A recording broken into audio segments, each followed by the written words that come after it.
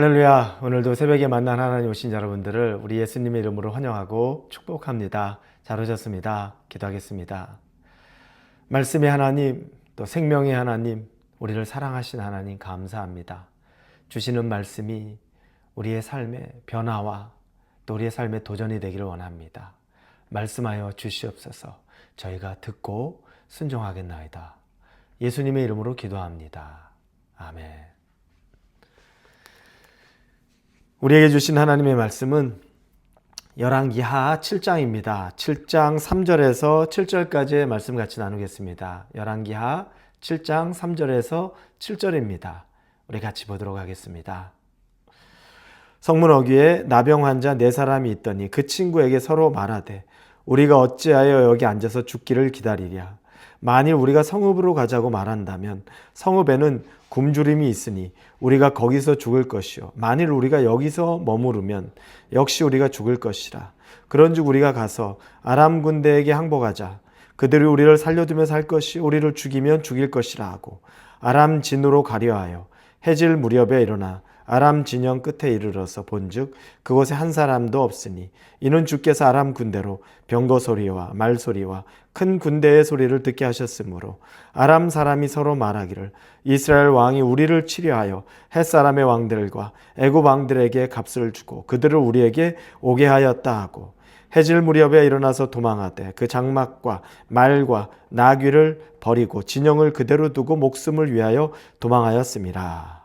아멘. 우리는 지금 한편의 영화를 보는 것과 같습니다. 아람 군대와 이스라엘의 전쟁. 근데 전쟁이라고 말하기에는 일방적으로 이스라엘이 포위된 상황입니다. 사마리아 성이 완전히 포위됐습니다. 아람 군대. 그래서 우리가 봤던 것, 그 내부는 피폐하고 기근처럼 완전히 물가가 상승하고 먹을 것 하나도 없어서 자기 자식들을 돌아가며 먹어야 될 지경까지 이르렀죠.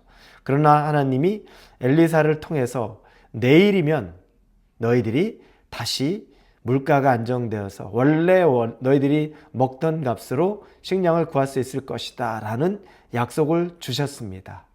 그 소식을 이스라엘 왕의 신하, 왕이 신뢰하는 신하에게 말해주자 그 신하가 비웃었죠.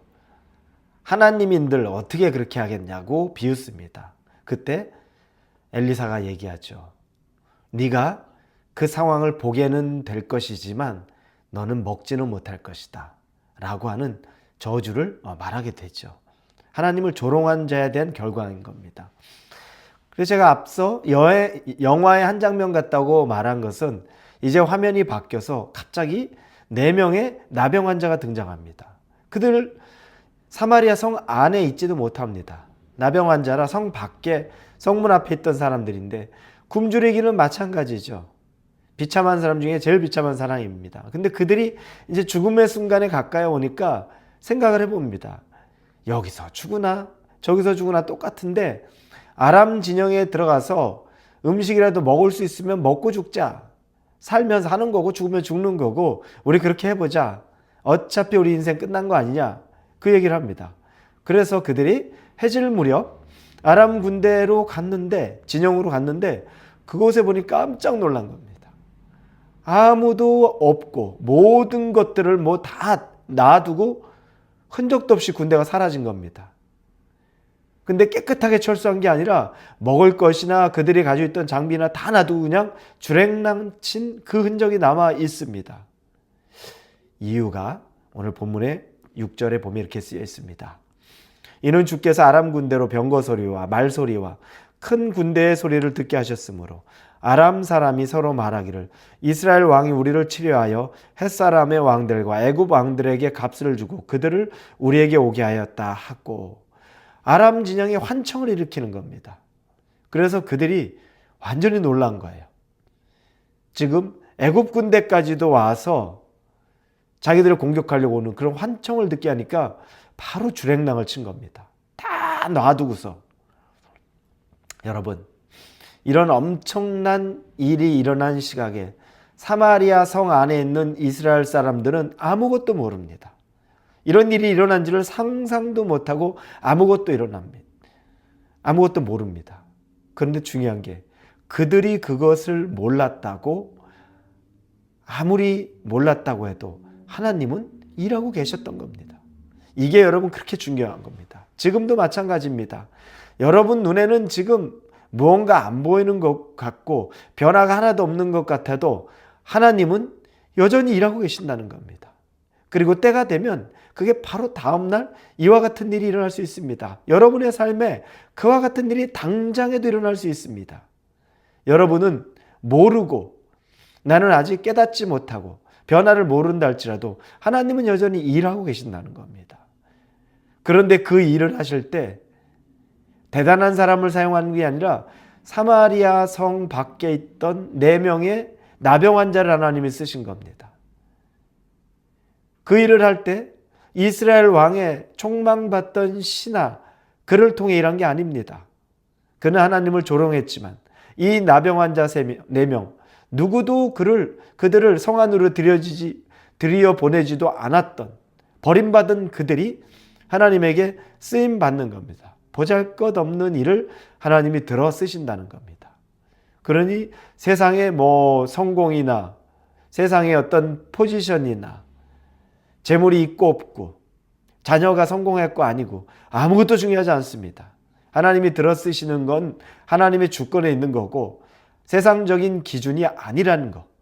똑똑한데 하나님에게 순종치 못하고 하나님을 조롱할 정도로 본인이 더 똑똑하다고 느끼면 하나님 안 쓰십니다. 여러분이 하나님에게 쓰임받고 싶으면 늘 순종과 겸손과 하나님을 마음의 중심에 두실 수 있기를 바랍니다. 차라리 모자르고 부족한 우리를 들어 쓰신다는 겁니다. 자, 그러니 세상을 구원하는 일도 이와 비슷할 겁니다.